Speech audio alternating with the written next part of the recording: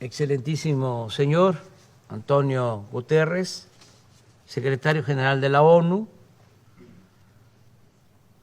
miembros permanentes de este Consejo de Seguridad de la ONU,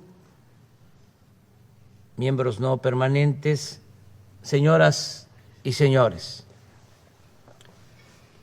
No vengo a hablar de seguridad como sinónimo de poderío militar, ni como argumento para el empleo de la fuerza contra nadie.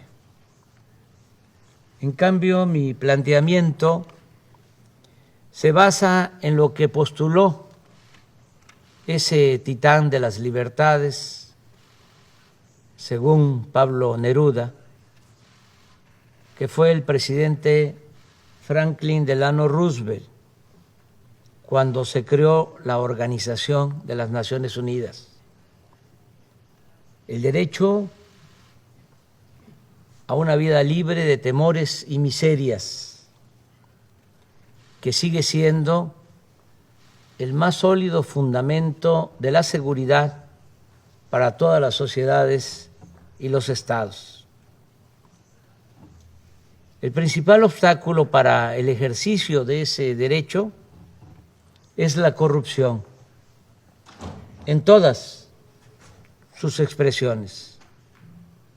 Los poderes transnacionales, la opulencia y la frivolidad como formas de vida de las élites, el modelo neoliberal que socializa pérdidas, privatiza ganancias y alienta el saqueo de los recursos naturales y de los bienes de los pueblos y naciones.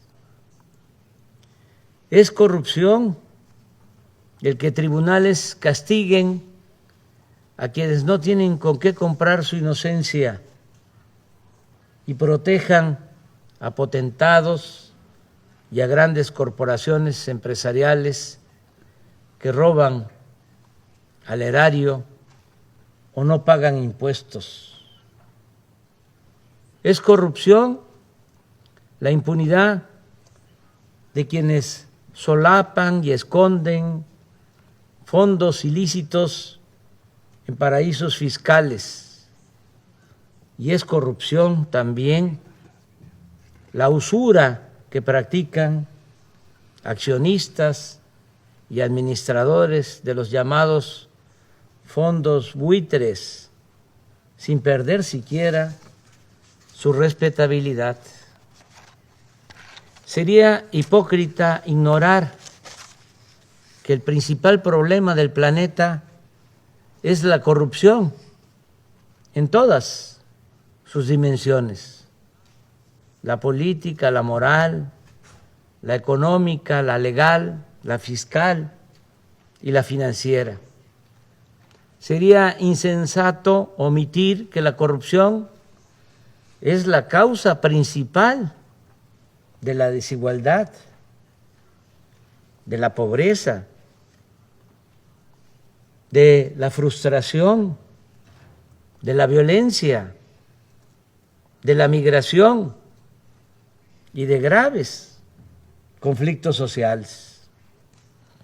Estamos en decadencia porque nunca antes en la historia del mundo se había acumulado tanta riqueza en tan pocas manos mediante el influyentismo y a costa del sufrimiento de otras personas, privatizando lo que es de todos o lo que no debe tener dueño, adulterando las leyes para legalizar lo inmoral, desvirtuando valores sociales para hacer que lo abominable parezca negocio aceptable. Veamos, por ejemplo, lo sucedido con la distribución de la vacuna contra el COVID-19. Mientras las farmacéuticas privadas han vendido el 94% de las vacunas, el mecanismo COVAX, creado por la ONU para países pobres, apenas ha distribuido el 6%. Un doloroso y rotundo fracaso. Este dato simple debiera llevarnos a admitir lo evidente. En el mundo actual, la generosidad y el sentido de lo común están siendo desplazados por el egoísmo y la ambición privada. El espíritu de cooperación pierde terreno ante el afán de lucro y con ello nos deslizamos de la civilización a la barbarie y caminamos como enajenados, olvidando principios morales y dando la espalda a los dolores de la humanidad. Si no somos capaces de revertir estas tendencias mediante acciones concretas, no podremos resolver ninguno de los otros problemas que aquejan a los pueblos del mundo. ¿Qué estamos haciendo en México? Hemos aplicado la fórmula de desterrar la corrupción y destinar al bienestar del pueblo todo el dinero liberado con el criterio de que por el bien de todos, primero los pobres. Optar por los pobres implica adicionalmente asumir que la paz es fruto de la justicia y que ningún país puede ser viable si persisten y se incrementan la marginación y la miseria. Por ello sostenemos que la solución de fondo para vivir libres de temores, riesgos y violencia es acabar con el desempleo, favorecer la incorporación de los jóvenes al trabajo y al estudio, evitar la desintegración familiar, la descomposición social y la pérdida de valores culturales, morales, espirituales. En México podría llevarnos tiempo pacificar el país, pero la fórmula más segura es atender el fondo, como lo estamos haciendo. Por ejemplo, otorgar a los jóvenes opciones de estudio y trabajo para evitar que sean enganchados por la delincuencia. La verdadera victoria sobre las bandas delictivas siempre consistirá en privarlas de su semillero y de su ejército de reserva. Con este mismo criterio estamos enfrentando el fenómeno migratorio. Las acciones fundamentales no son las coercitivas, sino las que incorporan a todas las personas al estudio, al trabajo, a la salud y al bienestar en los lugares en los que nacieron o residen, de modo que no se vean obligadas a abandonar sus pueblos por hambre o violencia y que únicamente emigren quienes deseen hacerlo, que la migración sea opcional y no forzosa, una decisión individual y no un fenómeno de proporciones demográficas. Hace poco le expuse respetuosamente al presidente Biden una nueva forma de enfrentar el fenómeno migratorio, sin ignorar la necesidad de ordenar el flujo, de evitar el descontrol y la violencia y garantizar los derechos humanos. Le propuse aplicar de inmediato en 3 naciones hermanas 2 programas que nosotros estamos llevando a cabo con éxito en Chiapas, estado vecino de Centroamérica.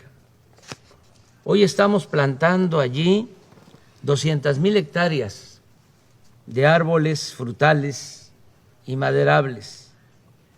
Y ese programa da trabajo a 80,000 sembradores, Asimismo, en esa entidad del sureste mexicano trabajan como aprendices 30,000 jóvenes que reciben un salario mínimo para capacitarse en talleres, empresas y otras actividades productivas y sociales. Si estas dos acciones se aplicaran de inmediato en Guatemala, Honduras y El Salvador, se podría lograr que permanezcan en sus países unos 330,000 personas que hoy están en riesgo de emigrar por falta de trabajo. Pienso que estas propuestas deben ser aplicadas por la ONU a fin de ir al fondo de los problemas en los países pobres. Es necesario que el más relevante organismo de la comunidad internacional despierte de su letargo y salga de la rutina, del formalismo, que se reforme y que denuncie, combata la corrupción en el mundo, que luche contra la desigualdad y el malestar social que cunden en el planeta, con más decisión, profundidad, con más protagonismo, con más liderazgo.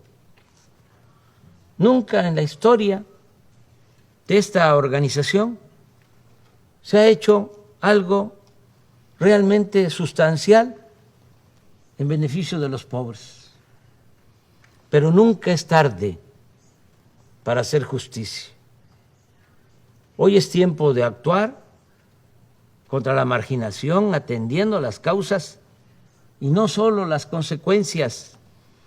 A tono con esta idea, en los próximos días la representación de México propondrá a la Asamblea General de las Naciones Unidas un plan mundial de fraternidad y bienestar. El objetivo es garantizar el derecho a una vida digna a 750 millones de personas que sobreviven con menos de $2 diarios.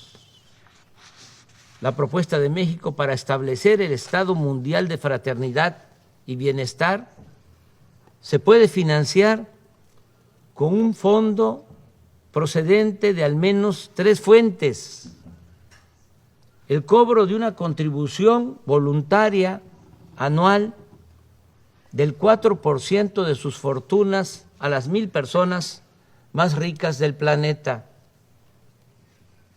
una aportación similar por parte de las 1,000 corporaciones privadas más importantes por su valor en el mercado mundial, y una cooperación del 0.2% del PIB de cada uno de los países integrantes del grupo de los 20. De cumplirse esta meta de ingresos, el fondo podría disponer anualmente de alrededor de $1 billón. En su informe anual, la ONU podría destinar un día para otorgar reconocimientos o certificados de solidaridad a personas, corporaciones y gobiernos que destaquen por su vocación humanitaria, ayudando a financiar el Plan Mundial de Fraternidad y Bienestar. Los recursos de este fondo deben llegar a los beneficiarios de manera directa, sin intermediación alguna, porque cuando se entregan fondos supuestamente para ayudar a los pobres, a organizaciones no gubernamentales, de la sociedad civil o a otro tipo de organizaciones, no quiero generalizar, pero en muchos casos ese dinero se queda en aparatos burocráticos, en pagar oficinas de lujo, en mantener asesores, o se desvía y termina por no llegar a los beneficiarios. Por eso, repito, los recursos de este fondo deben llegar a los beneficiarios de manera directa, sin intermediación alguna, mediante una tarjeta o un monedero electrónico personalizado. El Banco Mundial y el Fondo Monetario Internacional podrían colaborar en la creación de la estructura requerida y desde el año próximo hacer un censo de los más pobres del mundo y una vez definida la población objetivo en cada país, comenzar a dispersar los recursos para el otorgamiento de pensiones a adultos mayores, a niñas y niños con discapacidad, becas a estudiantes, apoyos a sembradores y a jóvenes que trabajen como aprendices en actividades productivas, así como hacer llegar vacunas y medicamentos gratuitos. No creo, lo digo con sinceridad, que alguno de los miembros permanentes de este Consejo de Seguridad se oponga a nuestra propuesta, pues esta no se refiere a armas nucleares o invasiones militares, ni pone en riesgo la seguridad de ningún Estado. Por el contrario, busca construir estabilidad y paz por medio de la solidaridad con quienes más necesitan de nuestro apoyo. Estoy seguro que todas y todos, ricos y pobres, donantes y beneficiarios, vamos a estar más tranquilos con nuestra conciencia y viviremos con mayor fortaleza moral. Aquí recuerdo lo que sostenía Adam Smith: por más egoísta que quiera suponerse al hombre, evidentemente hay algunos elementos en su naturaleza que lo hace interesarse en la suerte de los otros, de tal modo que la felicidad de estos le es necesaria, aunque de ello nada obtenga, a no ser el placer de presenciarla. Con otras palabras, solo siendo buenos podemos ser dichosos. Y nunca olvidemos que es un deber colectivo de las naciones ofrecer a cada una de sus hijas e hijos el derecho a la alimentación, la salud, la educación, el trabajo, la seguridad social, el deporte y la recreación. Cierro recordando a dos patriotas y libertadores de nuestra América, José María Morelos y Pavón, siervo de la nación mexicana, que hace poco más de 2 siglos demandaba que se modere la indigencia y la opulencia. Y casi al mismo tiempo, Simón Bolívar aseguraba que el sistema de gobierno más perfecto es aquel que produce mayor suma de felicidad posible, mayor suma de seguridad social y mayor suma de estabilidad política. Es un honor estar con ustedes, miembros permanentes y no permanentes del Consejo de Seguridad de la ONU, que es lo más parecido a un gobierno mundial y que puede llegar a ser el organismo más eficaz para el combate a la corrupción y el más noble benefactor de los pobres y olvidados de la tierra. Muchas gracias.